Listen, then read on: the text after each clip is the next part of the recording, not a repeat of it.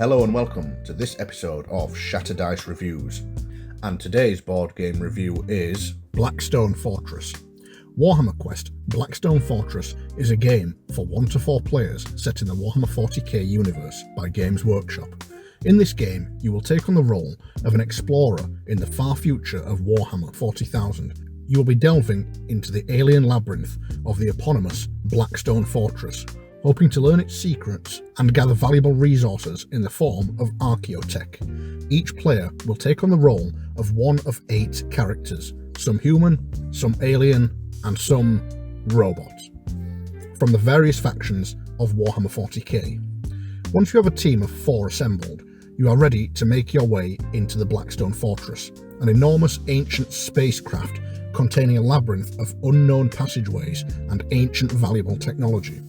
The gameplay here follows a simple loop of revealing exploration cards, resolving them, and repeating until either you have had enough and wish to return to Precipice, the starbase near the fortress where the intrepid adventurers spend their off time, or until a character is killed.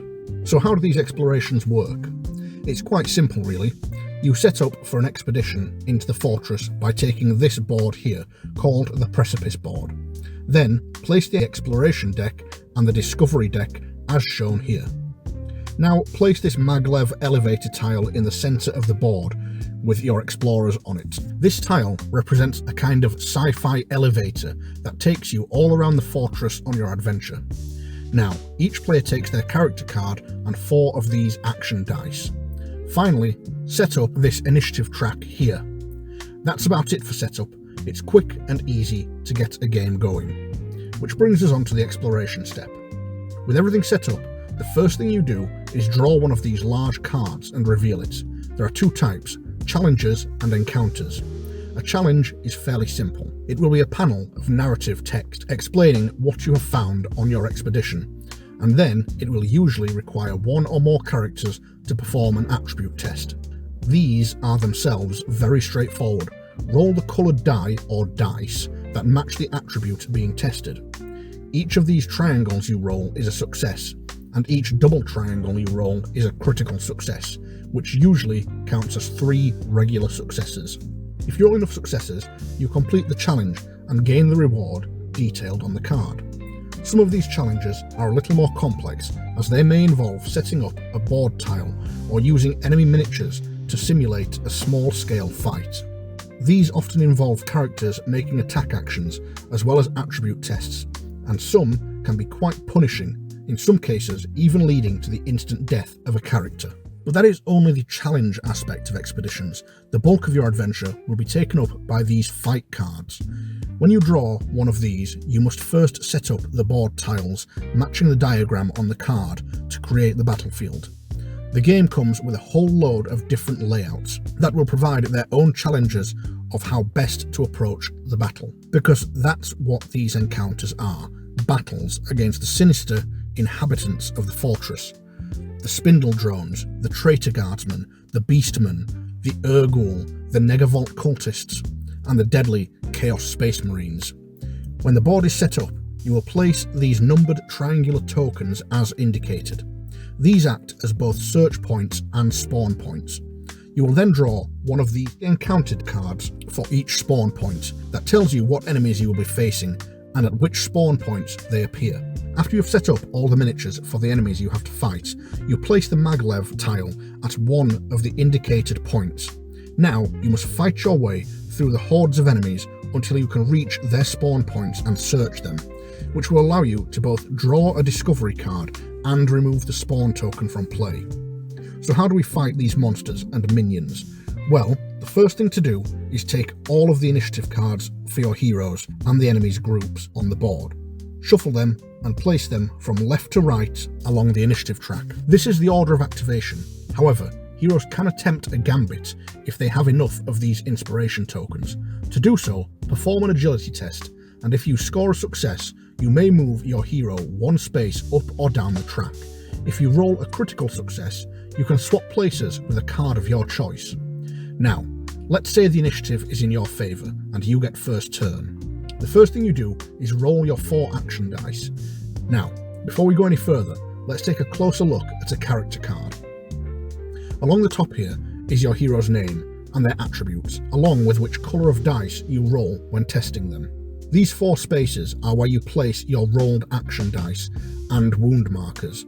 If a space has a wound marker in it, you cannot place an action die on it, and so the more injuries you take, the less actions you can perform. This chart shows you the different attacks you can perform, and below that is any special rules and your hero's secret agenda, which, if you achieve, allows you to flip your character sheet to its inspired side, which is a more powerful version of your character.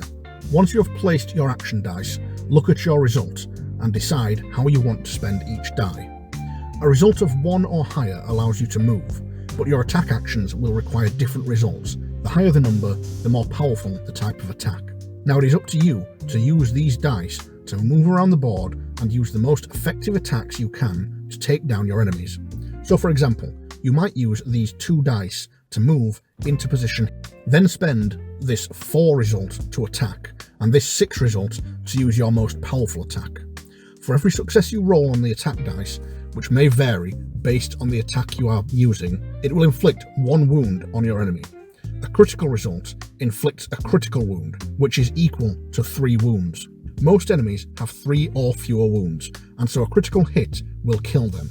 If you make it to the same space as a spawn token, you may spend a die of 4 or higher to search, draw a search card, and remove the token from the board. You may at any point call the maglev tile to one of these exit spaces and use it to flee the battle. So that's how heroes work. But what about enemies? Well, enemies are a bit different. On the back of their character sheet, they have this chart of enemy behaviour, unique to each group. When it is their turn to activate, you roll the Blackstone die, the D20, for each model in the group and apply the listed behaviour. This can be a bit time consuming, as you may have upwards of 5 or 6 models in an enemy group, meaning you have to roll 5 or 6 times and play out each individual model's turn separately. Thankfully, most enemy behaviour will be defined by a simple keyword such as rush, or take aim, or fall back. After a few games, you will quickly get the hang of these and find yourself racing through enemy turns. It would be nice if groups activated collectively, but it's not that big of an issue. And that's about it for combat. It's a very simple system. So what is the aim of these explorations? Well, it's to dig through that discovery deck and find these clue cards. Once you have collected 4 of these, you can spend them to learn the location of one of the 4 strongholds. The strongholds are special preset expeditions found in the rulebook, where you will have to make it to the end of the dungeon and accomplish any special goal set out in the rulebook. Once you have done this, you will gain a special reward card that will help you for the rest of the campaign. When you have completed all 4 of the strongholds, this will allow you to learn the location of the hidden vault and play the final mission of the campaign, another preset expedition sure to be the most challenging you have faced yet. And once you complete this, you will be rewarded with the contents of the sealed envelope. These envelopes are pretty cool, as they are random rewards, so what you get in your copy of the game may be different to what someone else gets. So, what happens when you are on an expedition and you decide things are getting too dangerous, or even worse, one of your explorers has been killed? Well, you leave the fortress and head back to your home base, Precipice. This brings us onto the Precipice phase. After ending your exploration into the fortress, you will return to Precipice. Each character performs a recovery roll and removes the healed wound tokens from their character sheet. Then, starting with the first player, each player chooses one of the ships docked at Precipice to visit. The ships docked there are dependent on the explorers in the party, as each character has their own unique ship. In some cases, this will mean there are 4 ships to choose from, but some characters, such as the Rattling Twins, Rain and Rouse, and UR25, are from the same ship, meaning if both are used in the same party, there will be 1 less ship. When visiting a ship, you will be able to spend the archaeotech you gathered on the expedition to buy cards from the equipment deck of each ship.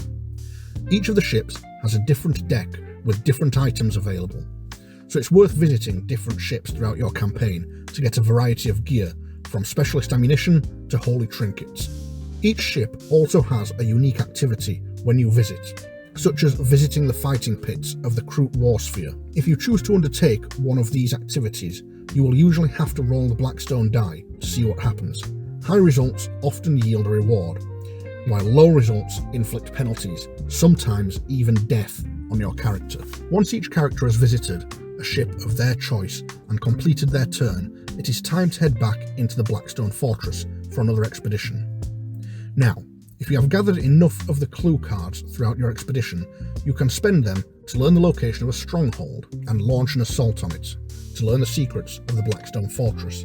That's not the end though. There are 2 big box expansions to the game that introduce new enemies and tiles, as well as continuing the story of the Blackstone Fortress. This actually tells a pretty good story, with the 3rd expansion having a huge story event take place that will completely change how you play the game. Well, that's about it for the core set though, so let's take a look at the good, the bad, and the ugly. The good. Well, the miniatures in this game are top tier stuff. You would expect nothing less from Games Workshop. The story is pretty good too. I felt it started out a bit lackluster, but by the time I finished the 3rd expansion, I was very impressed, and I have to say, its ending felt very fitting for the Warhammer 40k universe. The action system is really good too. Rolling these action dice and having the result dictate what you can do means you may have some turns where you are an absolute powerhouse of destruction, but other times you will have to make the best of a bad situation. It's swingy, but not in a bad way, as your results will always allow you to, at the very least, use your actions to run for cover. The character variety is great too, with each one having a unique feel and aesthetic to them. The bad. Well, the actual structure of an expedition can get a bit repetitive, as you repeatedly travel into the fortress doing the same thing repeatedly until you find those all-important clues. The way enemies activate too is also long-winded and very random, as each miniature rolls the Blackstone die and consults the chart on the back of its data card. Enemies do not activate as a group, so it is possible one guardsman may retreat while another takes aim and another charges at you. This makes enemies very unpredictable, but it is possible to end up with 10 or more enemies on the board at any given time, and this results in a long-winded enemy turn, as you roll for each model to determine what they do. The tiles can also look very similar, and there are lots of them, meaning it takes a long time to set up those battle maps. Also, it is a shame the exploration challenge cards don't feature any artwork to add some visuals to the descriptions on them, and instead are just very plain cards filled with blank space and text. The ugly.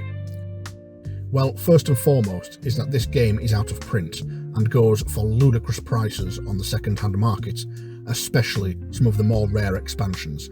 Games Workshop have a habit of taking games like this and Space Hulk out of circulation despite the demand for them. It is possible they will bring it back one day, as they have with Space Hulk, no doubt with new box art and a jacked up price. Other than that, there isn't much ugly about this game. It is perhaps a little simplistic and very heavily dependent on the artificial difficulties of dice rolls, but it is a very nice looking game and does a good job of what it sets out to do. So overall, what do I think of this game? Well, to be honest, it outstays its welcome. With every expedition being an identical loop in the core game, it just doesn't bring enough variation to its gameplay for me to not start getting bored. Its replay value is very low. Because of this, I have not felt the need to do a second playthrough of this game. However, that first playthrough is a lot of fun, and if you get lucky finding clues, you may find yourself racing through it. Well, I'm bored of reviewing this game now. If you like these reviews, feel free to like and share and subscribe to the channel. Bye.